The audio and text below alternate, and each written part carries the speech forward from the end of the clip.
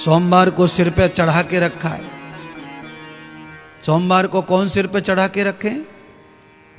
कौन? भोले, भोले बाबा, भोले भगवान, भोलेनाथ महादेव। सोमवार को बड़ी महिमा है भोलेनाथ की, बोलो। और गुरुवार को भोलेनाथ ने तुम्हारी क्या भैंस खोल ली? अरे बोलो तो सही, गुरुवार को क्या बिगाड़ दिया? तो गुरुवार को पानी चढ़ाने जाओगे मंदिर भोले बाबा की तो वापिस कर देगा पानी को, बाबा लेगा नहीं, आशीर्वाद नहीं देगा।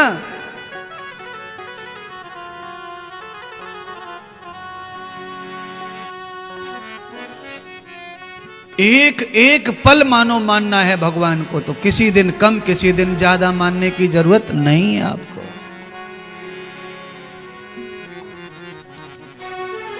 हरि का नाम जपो निस्बासर, प्रभु का नाम जपो निस्बासर। हर इसमें बरस महीना क्या,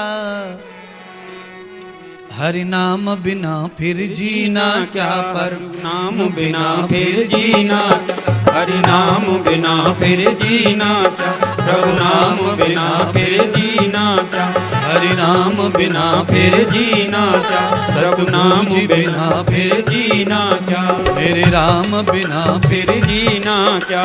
हज श्याम बिना फिर जीना क्या।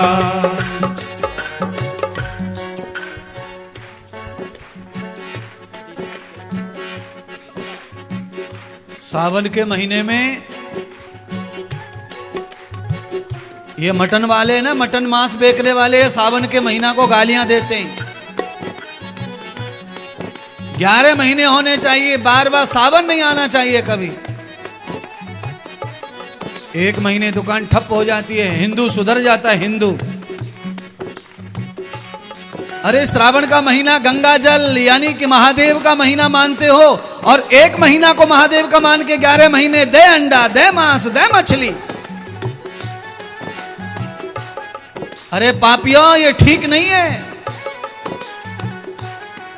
केवल सावन में महादेव नहीं है, महादेव पल पल हैं। हरि का नाम जपो नित बासर, हरि का नाम जपो नित बासर। हरि का नाम जपो नित बासर, हरि का नाम जपो नित बासर। इसमें बरस महीना क्या, प्रभु नाम बिना फिर जीना क्या। प्रभु नाम बिना फिर जीना क्या। भगवान बिना फिर जीना क्या। हरि गुरु जी बिना फिर जीना क्या। अमृत है हरि नाम जगत में, अमृत है हरि नाम जगत में। अमृत है प्रभु नाम जगत में, अमृत है प्रभु नाम जगत में। छोड़ विषय विष पीना क्या, भगवान बिना फिर जीना क्या। भगवान बिना फिर जीना क्या। मेरे राम बिना फिर जीना क्या। सतगुरु जी बिना फिर जीना क्या। मेरे राम बिना फिर जीना क्या। तालियों की सेवा करते हुए बोलिए सतगुरुदेव भगवान की।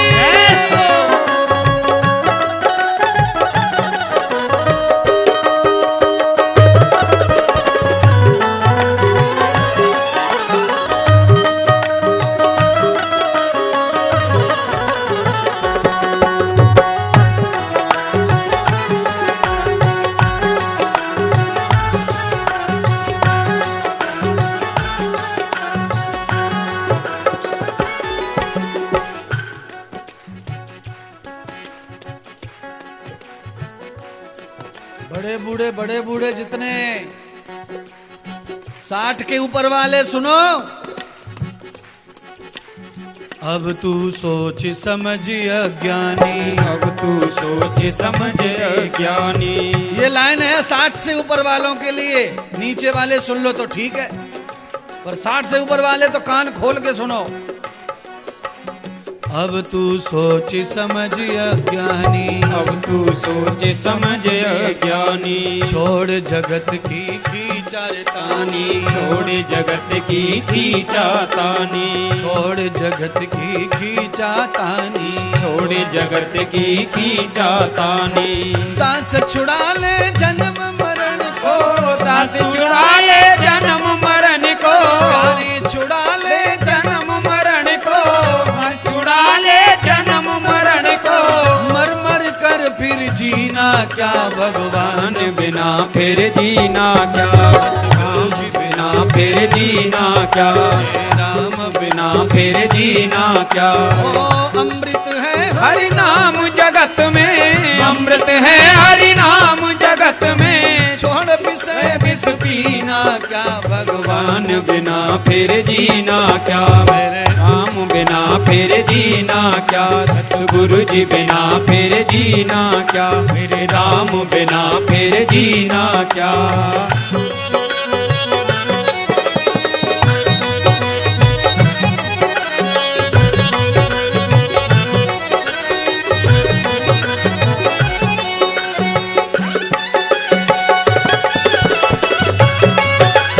हे हरि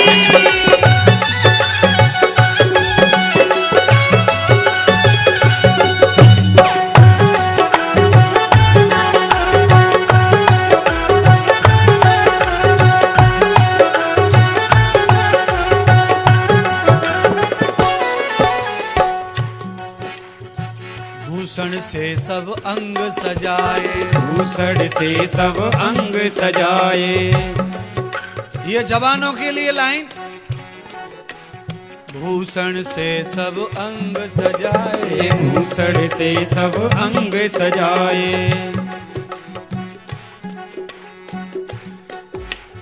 दुनिया भर का गंदा खा गए जीवा से,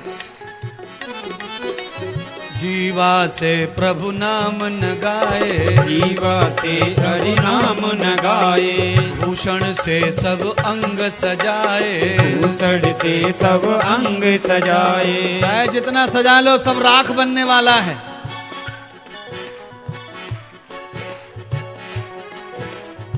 किसी माता का पति जिंदा हो 80 साल का, और एक 2 महीने पहले पत्नी मर जाए, 80 साल की बुढ़िया, तो लोग क्या बोलते हैं, ना ना ना ना पति जिंदा है, 16 श्रृंगार करके विदा करो इसको।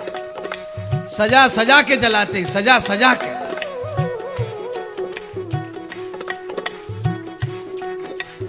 भूषण से सब अंग सजाए, भूषण से सब अंग सजाए। जीवा से प्रभु नाम न गाए, जीवा से प्रभु नाम न गाए।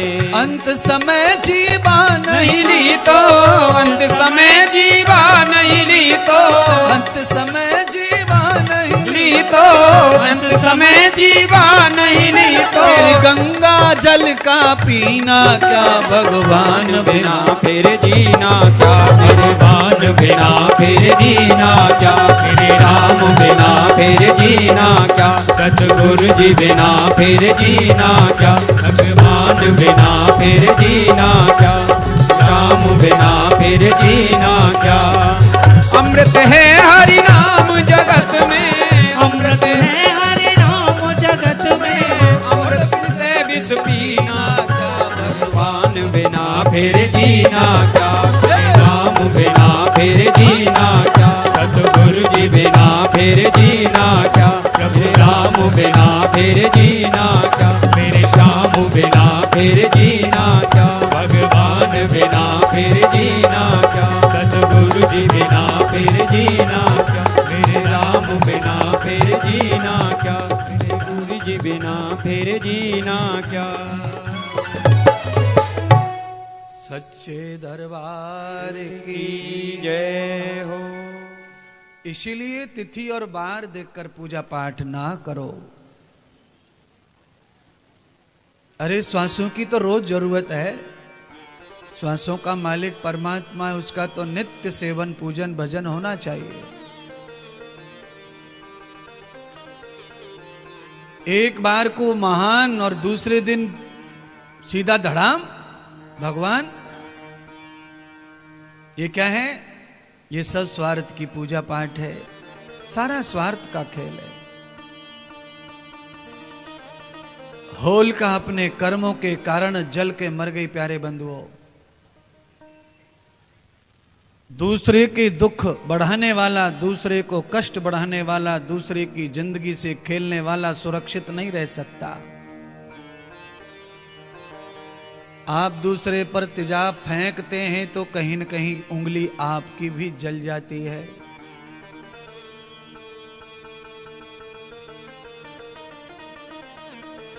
आपको जो प्रिय है वही व्यवहार दूसरों के साथ रखिए। आपको आपकी आलोचना पसंद नहीं है तो आप किसी की आलोचना मत करिए। आपको आपके बारे में बुरा सुनना पसंद नहीं है तो आप किसी का बुरा मत बोलिए।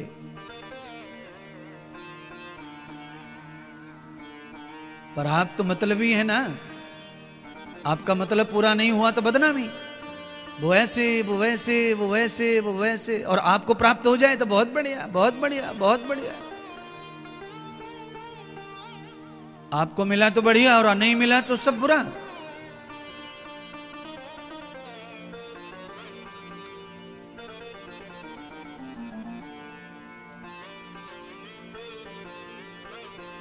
हिरण्यकश्यप ने जान लिया कि ये तो मेरी बहन को मार दिया इसने। और दरअसल में बहन को 3 साल का बालक कैसे मार सकता है, वो तो अपने कुकर्मों के कारण ही मर गई।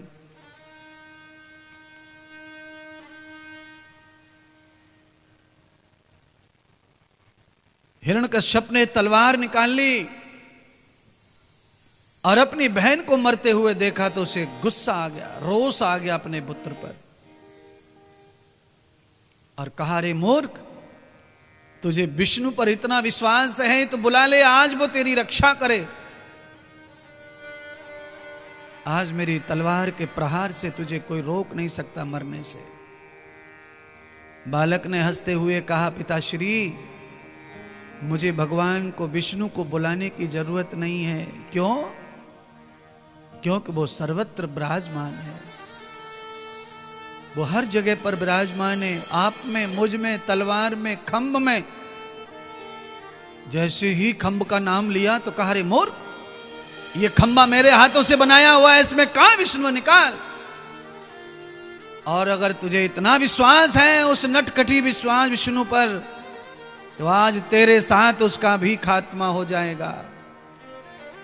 आज तुम भक्त, भगवान, गुरु, चेला दोनों मेरे हाथों से मारे जाओगे। अगर है तो प्राण बचाने के लिए प्रकट कर ले उसे। बालक प्रहलाद ने कहा कि वो तो पिताश्री आ चुके हैं, आपको दिख नहीं रहे, क्योंकि आप पाप के कारण अंधे हो गए। अंधा होना भी पाप का ही फल होता है किसी जन्म का। बहिरा होना भी पाप का ही फल है, गूंगा होना भी पाप का ही फल है, लंगड़े लूले पहला होना भी पाप का। जीवन में जहां भी जो भी किया होगा उसका परिणाम यह है कि आपका अंग कोई न कोई परमात्मा ने छिना लिया। एक आदमी को भगवान ने सब दिया है, पर आदमी को विवेक की आंख नहीं तो कुछ दिखता नहीं। अच्छा बोलिए, जितने लोग तंबाकू खा रहे हैं, गुटखा खा रहे हैं, उस पुड़िया पे लिखा हुआ है सीधा सीधा कि कैंसर होता है, कैंसर होता है। अब बताओ, इन आदमियों की आंखें हैं या नहीं हैं? आप ही बताओ।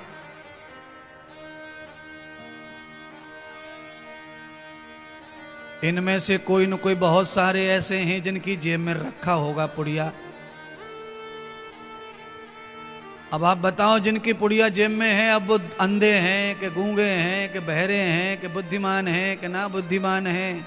और कई लोग तो इतने बुद्धिमान होते हैं कि 1 लाख रुपए की टीचर की नौकरी कर रहे हैं और फिर भी हथलेटी पे घसते रहते हैं चूना डाल के। भारत के सनातन को बचाना है तो इंद्रदेव तुझे कहना पड़ेगा, चाहे गालियां पड़ती रहे। मुझे तो ढूंढ के बताना पड़ता है, मेरा तो ये काम है भाई। टीचर की नौकरी करने वाला अगर दारू पी रहे, बीड़ी पी रहे, सिगरेट पी रहे, तंबाकू खा रहे हैं तो क्या देंगे शिक्षा? तो वो भी सोचते होंगे हमने कोई ठेका ले लिया किसी को शिक्षा देने का, किताब में जो लिखा है वो पढ़ाएंगे और उसी का पैसा मिलता है। बिल्कुल सही बात है। इसीलिए स्कूल पे अब कोई ज्यादा भरोसा करने जैसी बात बची नहीं है, नहीं है। और पुराने जमाने में 50 साल पहले घर वाले बच्चे को डराते थे। बच्चे ने कुछ गड़बड़ कर दी तो बच्चे को कहते थे मास्टर जी से बता देंगे, ये तू करता है। अब आप कल्पना करो, माता पिता मास्टर जी का नाम लेके बच्चे को घर पे सुधारते थे, वो मास्टर जी, वो संस्कृति, वो समय कहाँ चला गया। और अब मास्टर जी से कह दो, कलेक्टर जी से कह दो, दादाजी से कह दो, फूफा जी से कह दो, मामा जी से कह दो, और सब बैठ जाओ ठेंगड़े पे उंगली पे यूं करता रहता है। अब बोलो क्या रह गया? सबको अंगूठे पे बिठाए घूम रहा है, किसी की नहीं सुन रहा, किसी से नहीं डर रहा, जम रहा। क्यों? ऐसा कानून, ऐसा कल्चर आ गया।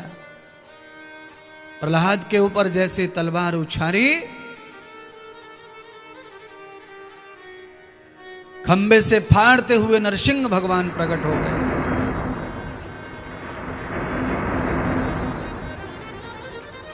हिरण्यकश्यप के सीने पर प्रहार किया,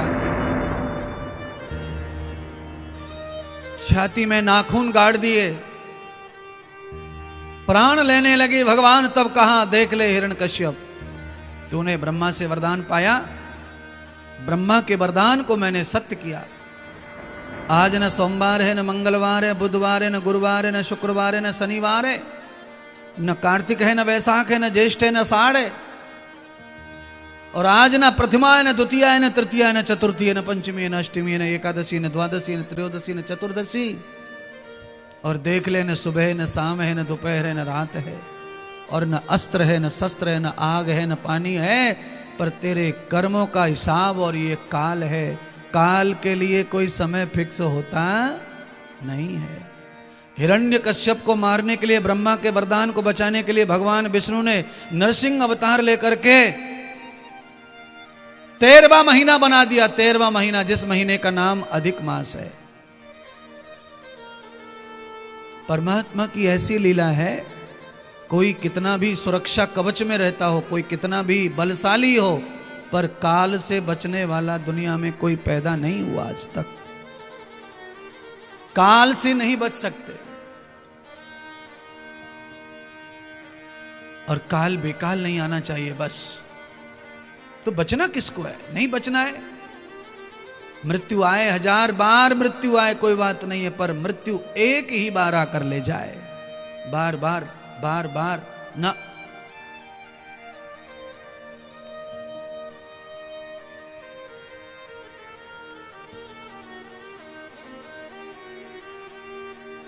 हिरण्यकश्यप के पाप का हिसाब करके भगवान ने भक्त प्रहलाद की कृपा से अपने पिता का उद्धार कर दिया। भगवान ने उद्धार किया, पुत्र की भक्ति से प्रसन्न होकर पिता का। बालक को उपदेश दिया और प्रहलाद को अमर भक्त बनाकर भगवान नरसिंह गीता सुनाई। बालक प्रहलाद को अमृत ज्ञान दिया, राजगद्दी पर बैठकर राजा बनाया, विवाह आदि करके गृहस्थ करवाया। और प्रहलाद ने ये वरदान प्राप्त कर लिया भगवान विष्णु से, हे प्रभु, मेरे कर्मों से प्रसन्न है तो मुझे ऐतिहासिक वरदान दो।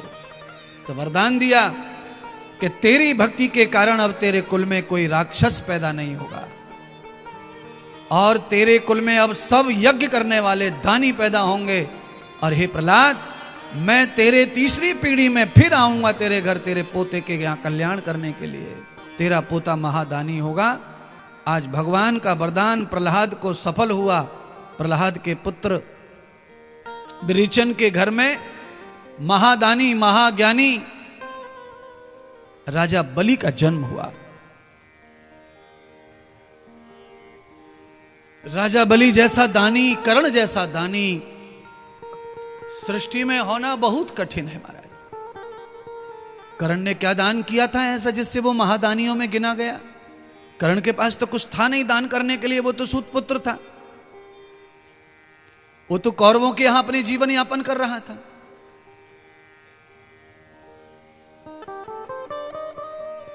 मृत्यु सैया पर कर्ण पड़ा है कुरुक्षेत्र के मैदान में। अर्जुन ने पूरा शरीर लहूलुहान कर दिया, बाणों से छेद छेद कर। एक एक अंग कर्ण का विच्छेद हो गया है।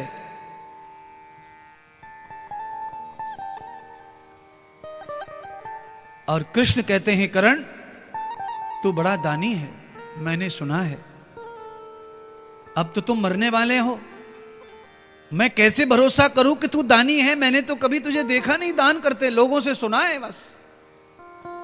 हे केशव, मेरे पास अब कुछ नहीं है दान करने के लिए, केवल मरण मेरे सामने खड़ा है।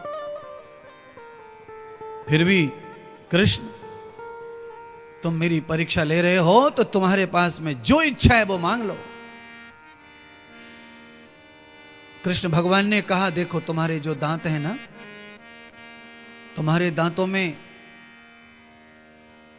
सोना ठुका हुआ, सोना, तुम्हारे दांतों में सोना है, वो सोना हमें दे दो निकाल के। अरे केशव, बाणों से मेरा शरीर लहूलुहान हो गया है, पर मेरे दांत तो जवान है, मैं कैसे दांत में से सोना निकालूं? निकाल लो तुम्हारे तरीके से। तो कहा, यह दान झूठा होगा। दान करना है तो तुम्हें अपने पुरुषार्थ से सोना दान करना चाहिए। कहते हैं महाभारतकार कि कर्ण ने उसी समय किडहर के पत्थर उठा लिया और पत्थर से अपने दांत तोड़ करके सोना निकाल के कृष्ण भगवान के चरणों में अर्पण कर दिया। अर्थात हो क्या रहा है समाज में? उल्टा हो रहा है।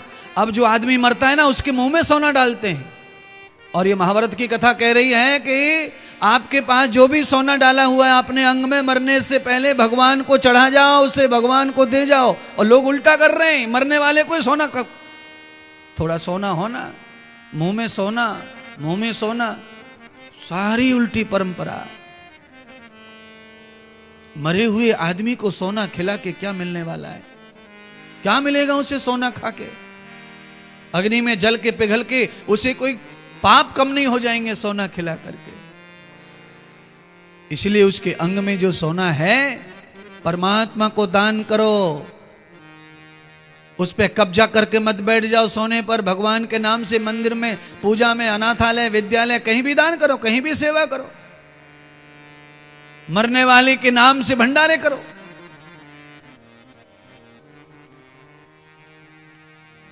महादानी कर्ण, ऐसे ही महादानी बलि राजा। महाबली राजा कैसे हैं? तो कथा बता रहे हैं। त्रविदम न द्वयार कर्मश्च,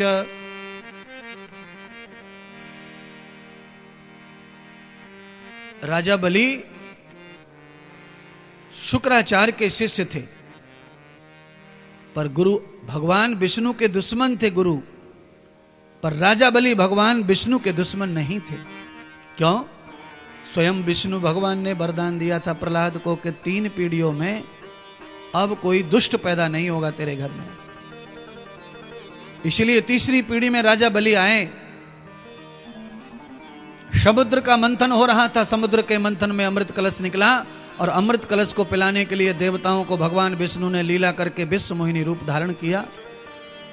और उस विश्व मोहिनी रूप को धारण करके देवताओं को अमृत पिला दिया, छल से, कपट से। राजा बलि ने समुद्र मंथन में सबसे अहम भूमिका निभाई थी, मथनी को खींचने में, पर राजा बलि को अमृत नहीं मिला। इस कारण राजा बलि नाराज होकर चले गए। शुक्राचार्य से बात कही तो शुक्राचार्य ने कहा कि वो विष्णु कपटी है और उसने कपट में तुम्हें अमृत नहीं दिया, धोखा कर दिया। देख लो, समुद्र मंथन करवाया और केवल एक पार्टी को अमृत दे दिया, तुम्हें विष दे दिया, जहर दे दिया, दारू पिला दी, तुम्हें मारने का सब दे दिया। क्योंकि विष्णु तो देवताओं का है।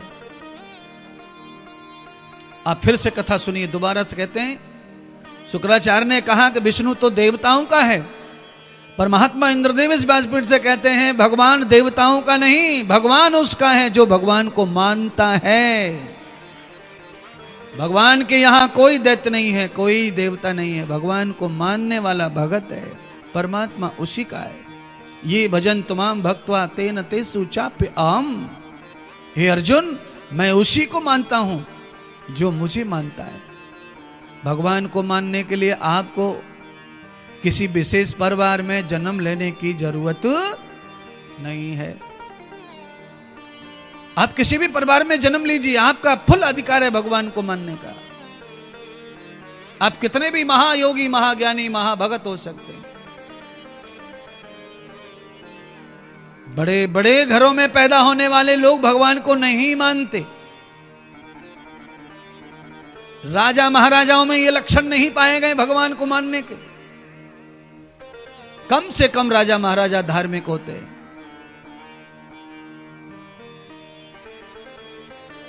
भगत कौन होता है ज्यादा? भगत सामान्य प्राणी भगत होता है, जरूरतमंद भगत होता है, गया गुजरा, समाज से कुचला दबला, वो भगत होता है। जिसको समाज में ठुकराया जाता है वही भगवान की तरफ भागता है। जिसको समाज में मान सम्मान प्रतिष्ठा है वो तो गरूर में रहता है, उसे भगवान की जरूरत कहां है। पर जिनको मान सम्मान समाज में भरपूर है, अगर वो भी भगवान को भज रहे हैं तो वो विवेकवान हैं, वो अच्छे इंसान हैं, वो देवतुल्य है महाराज। आप सबको भी भगवान भजने के लिए ही आप पांडाल में आए हैं। आपके अंदर छोटी छोटी कमियां हैं, उन्हें सुधारने के लिए महात्मा कथा कह रहे हैं, प्रवचन कह रहे हैं, बात कह रहे हैं। आपके जीवन का पल पल सुधरे, उसके लिए मैं इतनी मेहनत करता हूं आपके लिए। और मेरे लिए ये दिन बहुत है, 7 दिन, इसमें बहुत सारा काम हो जाएगा समाज का, सनातन का और पूरी दुनिया। आप देख लें, हम रहे न रहें, आप रहे न रहें, चाहे जितनी कोई संस्कृति आगे चली जाए सनातन से, पर दुनिया का जब एंड होगा तो उस समय केवल और केवल सनातन धर्म होगा। कोई नहीं होगा जब दुनिया संपन्नता की ओर होगी, क्योंकि सनातन में पैदा हुए हैं, सनातन से ही प्रलय होना है। बीच में चाहे कुचरी कुचरी चुकरी चुकरी जो करना है करते रहो, अपने अपने धर्म बना लो, कर्म बना लो, संप्रदाय बना लो, मजहब बना लो, आपको जो करना है करते चलो, आपकी स्वतंत्रता है।